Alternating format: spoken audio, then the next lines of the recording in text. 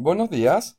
Vamos a comenzar con la segunda parte del video sobre hora y calendario y nos vamos a enfocar en los verbos.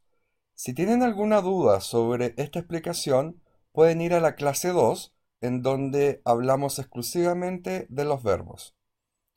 Vamos a comenzar con los verbos en presente que vamos a utilizar en nuestro diálogo. Presente en alemán se dice Präsens. Y aquí tenemos todos los verbos que vamos a utilizar en el diálogo. Recuerden que los verbos en alemán todos terminan en en. Si se fijan, en en. Y eso se le llama infinitivo. A diferencia del español, que los verbos terminan en ar, er o ir. Entonces, tenemos los verbos en infinitivos, tenemos la ayuda de pronunciación, tenemos el significado en español, y al medio tenemos cómo se conjugan los verbos con respecto a los diferentes sujetos. También, las columnas que están más negras son los verbos irregulares, en donde no hay regla de conjugación, por lo tanto tenemos que aprenderlos como irregulares. Y las columnas blancas son los que son regulares, por lo tanto los conjugamos de acuerdo a lo que aprendimos en la clase 2. ¿Qué vamos a introducir ahora? Los verbos partidos. Los verbos partidos tenemos uno, dos, tres y cuatro verbos partidos. Por ejemplo, sehen significa ver, pero Fernsehen significa ver televisión. ¿Por qué es partido? Porque en alemán hay muchos verbos que se escriben juntos. Por lo tanto, esto significa ver televisión. Ahora, un verbo partido, cuando lo conjugo, la parte izquierda del verbo siempre va al final. Entonces, cuando lo conjugo, si se fijan, acá está la conjugación del verbo sehen y aquí está la parte izquierda, o sea, televisión. Entonces, si yo quiero decir yo veo televisión, digo ich sehe Fernsehen, como lo dice nuestra regla: sujeto, verbo, complemento. Como yo digo ich sehe Fernsehen, solamente estoy utilizando el sujeto y el verbo. Ahora, si le agrego un complemento, por ejemplo, a las 9 horas, digo ich sehe 9 Uhr Fernsehen. Yo veo a las 9 horas televisión. Eso es lo otro importante que tienen que aprender de los verbos partidos.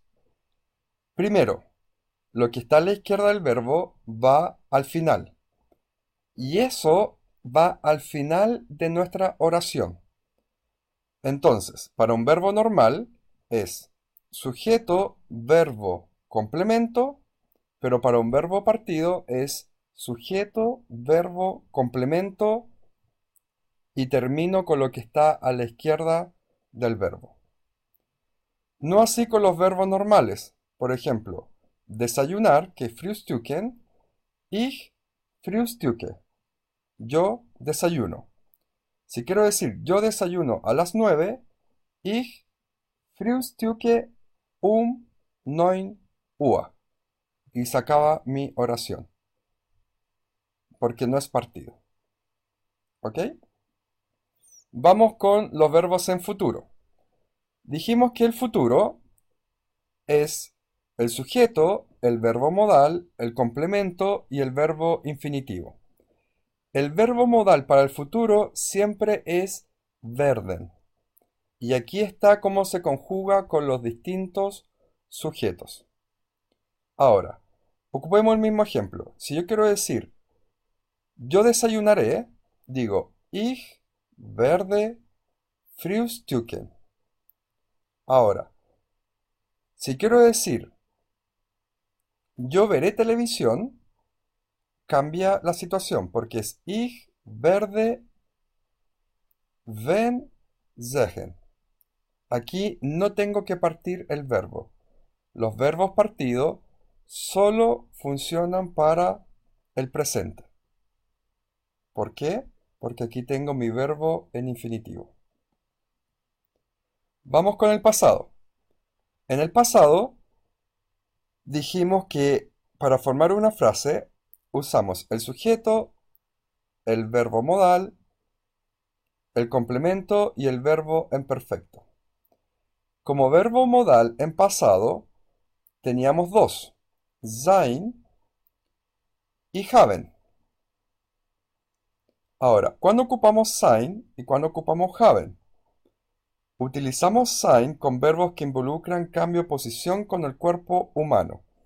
¿Qué quiere decir esto? Cuando tenemos verbos que, por ejemplo, correr. Cuando corremos, partimos en un ambiente, por ejemplo, afuera de la casa, y terminamos de correr en otro ambiente, por ejemplo, en el parque. Entonces son dos ambientes o dos atmósferas distintas, por lo tanto utilizo sein. Por ejemplo, si yo ocupo desayunar, yo cuando desayuno, siempre desayuno en el mismo ambiente, por ejemplo, sentado en la mesa. Por lo tanto, no cambio de posición mi cuerpo o no cambio de atmósfera, entonces ocupo el verbo haben. ¿Ok? También dijimos que el pasado, hay dos pasados, el pasado perfecto y el pasado simple. ¿Cuál sería un pasado simple? Por ejemplo, en español de correr, sería yo corrí. ¿Cuál sería el pasado perfecto? Sería yo he estado corriendo o yo he corrido.